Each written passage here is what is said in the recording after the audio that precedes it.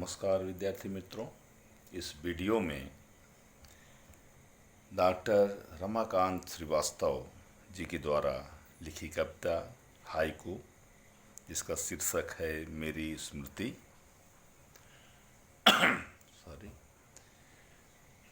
इस कविता का हम सरल भावार्थ देखेंगे।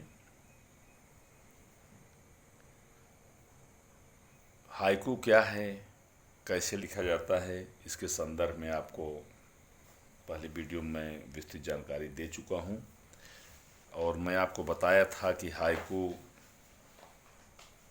सबसे कम भाषा में, सबसे कम शब्दों में लिखी जाने वाली महत्वपूर्ण कविता की एक विधा है। इस हाइकू में डॉक्टर रमाकांत श्रीवास्तव जी ने अपनी मेरी स्मृति, अपनी यादों में गांव को समेट कर रखा है। गांव में आम के वृक्ष, अमराई आम के बगीचे, कोयल, महुआ, गांव से दिखने वाला आकाश, तारे, हवाएं, मेहंदी आदि विषयों पर अपने विचार को उन्होंने बड़े ही अच्छे ढंग से हाइकू के माध्यम से रखा है। पहली हाइकू हमारी कविता है, गई है पिकी प्रतीक्षारत पुनः आम्र शाखाएं। तो पिकी का अर्थ है कोयल, शब्दार्थ भी आप लिखते जाएंगे। प्रतीक्षा इंतजार, प्रतीक्षारत इंतजार में लगी हुई। आम्र आम, शाखाएं डालियां। तो इस हाइकू के माध्यम से कवि कहते हैं कि गई है पिकी, कोयल चली गई है और आम की डालियां, जो आम की शाखाएं हैं, उसकी प्रतीक्षा कर रहे हैं। वाकई में इस कविता में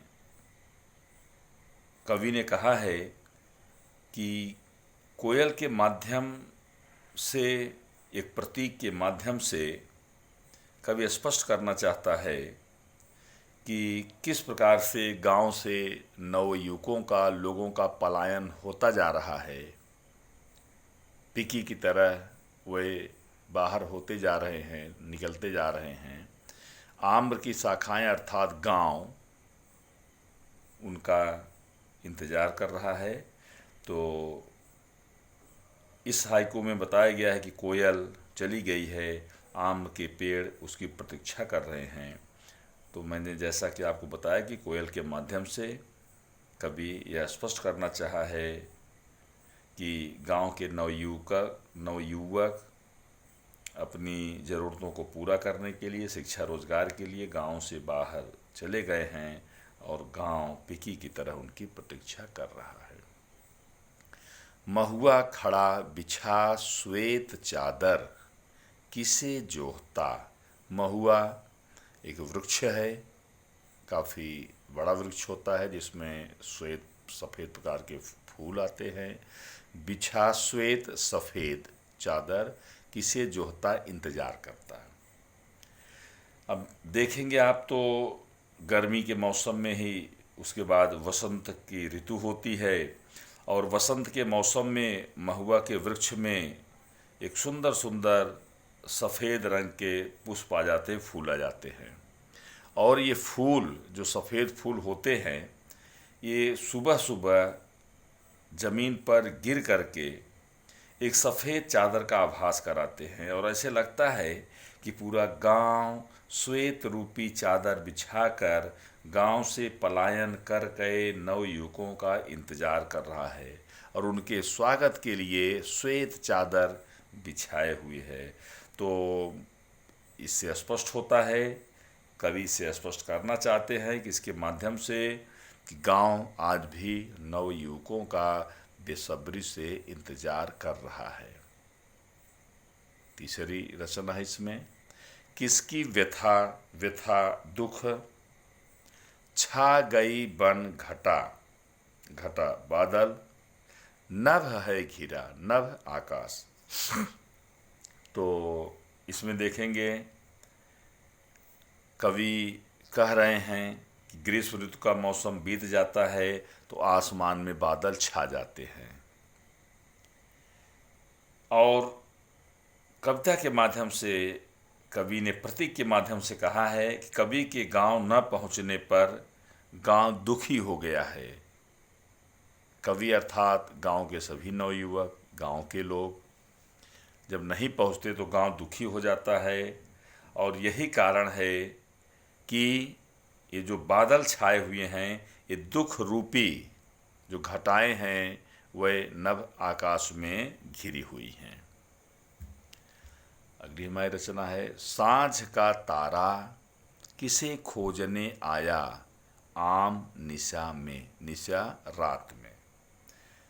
तो इस कविता के माध्यम से कभी रात के समय आकाश में तारे दिखाई देते हैं और ऐसा प्रतीत होता है कि जैसे अंधकारमय रात्र में वह तारे अपने प्रकाशों के माध्यम से जैसे किसी को खोजने के लिए निकले हैं, जैसे कवि को खोजने के लिए निकले हुए हैं कि हम उसे अपने प्रकाशों के माध्यम से कहीं से ढूंढ कर लाएं।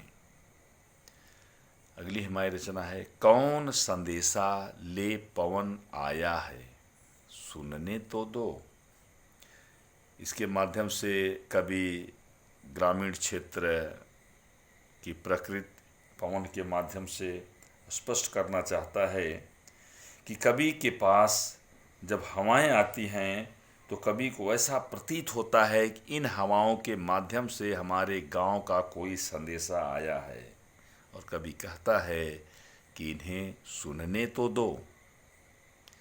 अगली हमारी रचना है, रची बसी हो मेहंदी की गंध में याद आती हो। रची बसी हो मेहंदी के गंध में। तो यहाँ पर ग्रामीण अंचल की कवि बात करता है और कहता है कि मेहंदी की गंध की तरह ही रची बसी हुई होने के कारण कोई याद आता है, कवि को कोई याद आ रहा है।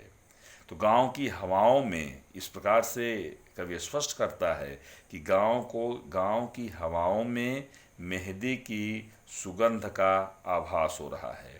जो हवाएं प्रवाहित होती हैं, बहती हैं सुगंधित हवाएं, तो ऐसे लगता है जैसे इसमें मेहंदी की सुगंध कहीं न कहीं से आ गई है, हवाओं में रच बस गई है। अगली रचना है, खुल गए हैं पी कहाँ पुकार के पृष्ठ पिछले। तो कवि यहाँ पर बड़े अच्छे ढंग से स्पष्ट करना चाहता है कि खुल गए हैं पी कहाँ पुकार से पृष्ठ पिछले। तो इस हाइकू के माध्यम से कवि कह रहा है कि कोयल का स्वर सुनकर हम गांव से दूर होते जा रहे हैं, तो कोई ऐसी छोटी सी घटना, कोई ऐसी छोटी सी चीज़ हमें गांव में पहुंचा देती है, हमें गांव की याद दिला देती है। गांव की याद आना ही गांव पहुंच जाने से है। तो कोयल का स्वर सुनकर जब कभी कहीं भी कोयल का स्वर सुनता है तो उसकी जो स्मृतियां हैं वे मुखर हो जाती हैं, उसकी जो यादें हैं वे ताज़ा हो जाती हैं।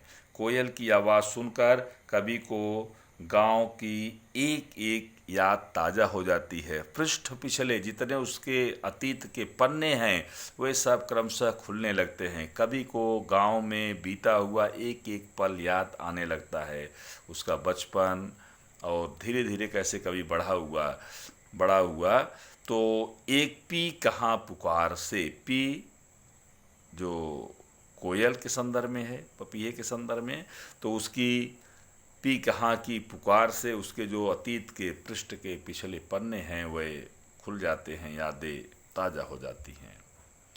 और अगली हाइकू में कवि ने गांव की बदलती हुई परिस्थितियों के संदर्भ में बताया है, कटे वृक्ष, वृक्ष मीन्स वृक्ष, पेड़, गांव की दोपहर खोजती साया। कितनी बढ़िया बात यहाँ पर कही गई है कि गांव में परिदृश्य कैसे बदल रहा है।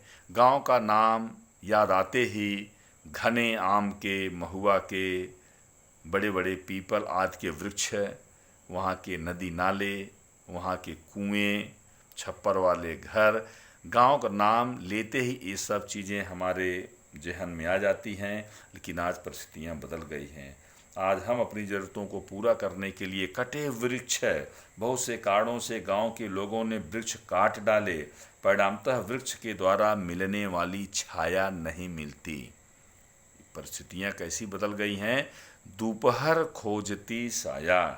परिणामतः गांव का प्रारूप धीरे धीरे बदलता चला जा रहा है और गांव जो है वो छाया को ढूंढ रहा है। गांव का प्रतीक गांव के नवयुवकों से है, गांव के लोगों से है। परिणामतः वृक्षों के अभाव होने के कारण, कट जाने के कारण आज लोग छाया ढूंढते हुए दिखाई दे रहे हैं। अगले पृष्ठ पर थोड़ा सा वीडियो में व्यतिक्रम, तो ध्यान देंगे।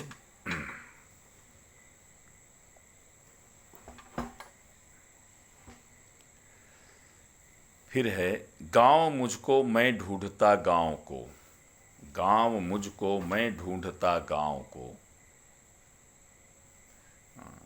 सॉरी, थोड़ा सा सेट करने दीजिए। तो गांव मुझको मैं ढूंढता गांव को, खो गए दोनों।